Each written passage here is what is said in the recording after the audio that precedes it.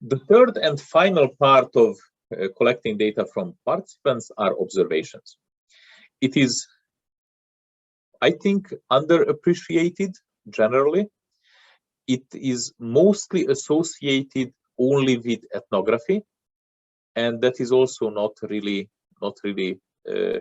proper, because we do that all the time. If you, for example, interview someone, you are also observing what they are doing.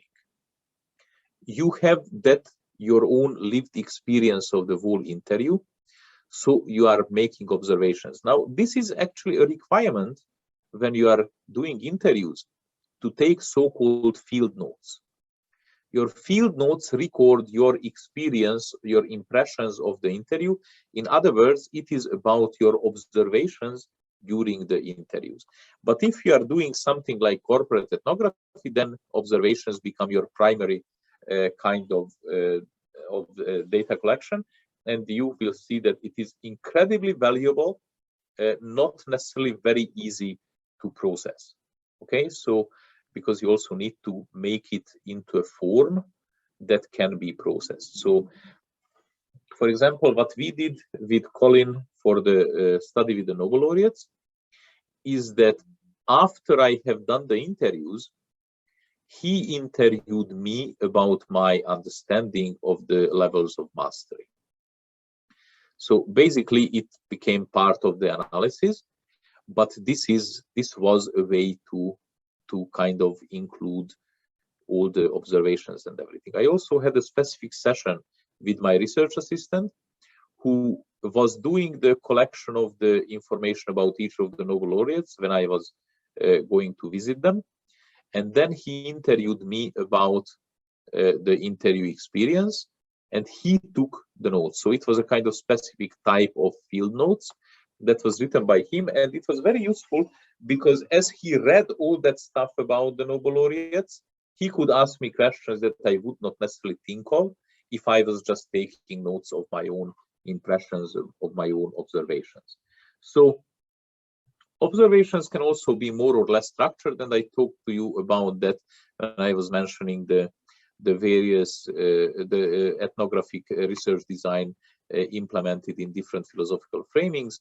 So the kind of well-structured observations are again not that meaningful, so you want to go for something that is just more or less structured.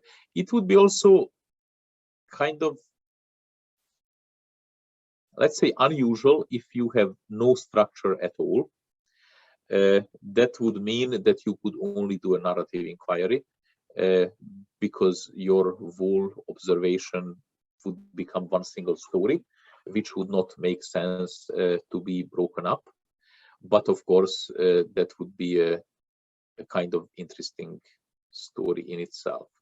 Of course, there is one aspect of observation when you are observing yourself that goes together very well with the specific type of ethnographic study, which is called autoethnography.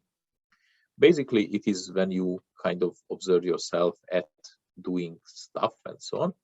And it is not really something that is as uncommon as you would think. So lots of so-called first-hand phenomenological studies are doing this kind of stuff when you talk about your own experiences. And of course, there are various online observations as well that can happen, and they are very often done in a kind of ethnographic research design setup. Now, there are two that you should certainly distinguish between: whether you are observing online behavior or you are observing online manifestations of real-world behavior. Online behavior is ethnography.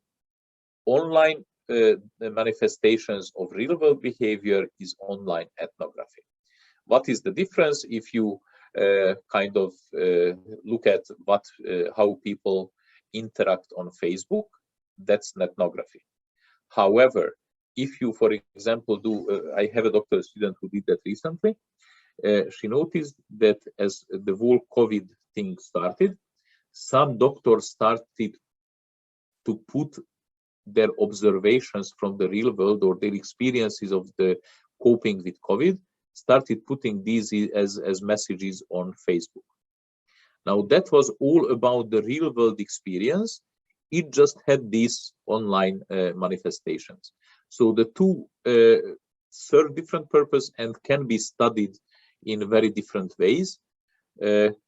But of course, in each case, it is also interesting if you supplement these with some other things. So for example, online ethnography with a relatively larger population, and you supplement it with a few interviews, that can be also a very powerful research design.